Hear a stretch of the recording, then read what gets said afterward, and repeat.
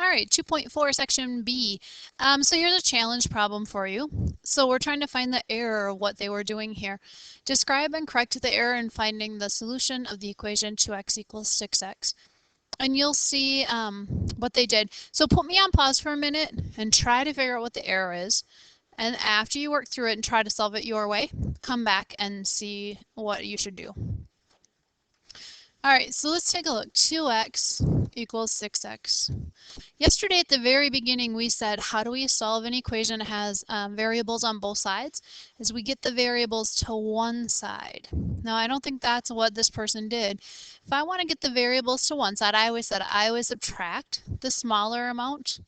And 2 is less than 6, so I'm going to subtract. Now on the left side, I have 0. But 0 is a number, that's okay. Equals 4x. And now to break up 4 in the number x, or in the variable x, that's 4 times x. So to undo multiplication, we divide. And 0 divided by 4 is just 0. So it should have been x equals 0. They divided both sides by x, which since we don't know what x is, that's not how we want to do this. We want to get variables on one side and numbers on the other. So that's what they should have done. All right, solving variables with equations with variables on both sides, but this time we're using distribution or grouping symbols. So here we go. What's the solution of this problem? Again, anytime you see this, we want to distribute. So this says two groups of 5x minus 1, or we need to take 2 times 5x minus 2 times 1. And that should equal 3 times x plus 3 times 11. 2 times 5x is 10x. 2 times 1 is 2, so 10x minus 2 equals 3x plus 33, which is 3 times 11. And now we're back to yesterday's stuff where we want to get all the variables on one side. I got x's on both sides and I only need them on one. So I am going to subtract 3x. Don't make it look like, don't think that I was saying divided. I was just saying that I have x's here and x's here. So 10x minus 3x leaves me with 7x minus 2 on the left. And the x's are gone, but we still have the equals 33 on the right. Now, just like solving two-steps equations now, I want to get everything away from my x's. To do that, I undo the subtraction by doing addition. And you have 7x equals 35. And here we want to undo multiplication with division.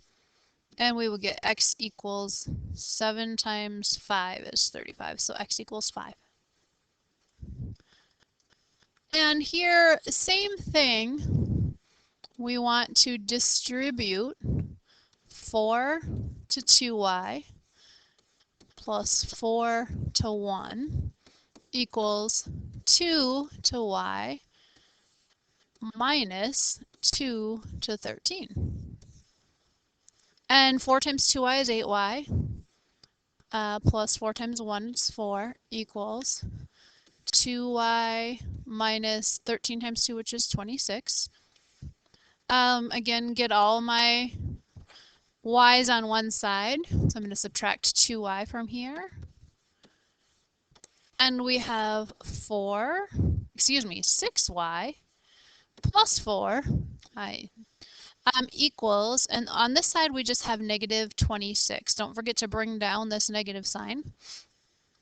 And now here are my y's. I need to get everything away, so I'll undo the addition with subtraction. And we have 6y equals negative 26, and another negative 4 is negative 30. And break apart this 6 times y by dividing. So we have y equals negative 5. 5 times 6 is 30. So We need -5. You try this one, and when we check your notes, we will check for the right answer. So figure that one out, and then we'll check it when we do the note check. In the last 3 examples, we got, let's go back and look. Let's see, on the first one we got x equals 5, then we got y equals -5. We didn't do the third one. So we got 5, we got -5. What does that mean? What does it mean when we say that? That there is one and only one number that will work for the equation. That's called the solution. So I can't have y equal more than just this. Y is just -5. It's not -5 or 2 and 7 and 8. It's just that one number. So there's only one and only one number that works for the equation, and that's called the solution. All right, so what's the equation, the solution for this equation? And this one, we don't have regrouping signs on the one side, so this we just keep, but we can distribute here. So we have 2 times 5x plus 2 times 6. So 10x plus 12, I'm leaving that the same, equals 2 times 5x is 10x, plus 2 times 6, which is 12. Hey, we have 10x plus 12 equals 10x plus 12. I always say get the variables all on one side. So let's try that. Take 10x away. Hey, now I have 12 equals 12. Does 12 equal 12? Yeah. What does my x equal though? My x's all disappeared. I just have a true statement. What numbers will work for x's? Since any number that I put in for x ends up disappearing because all the x's are gone, and I'm just left with the true statement, 12 equals 12. This is a true statement.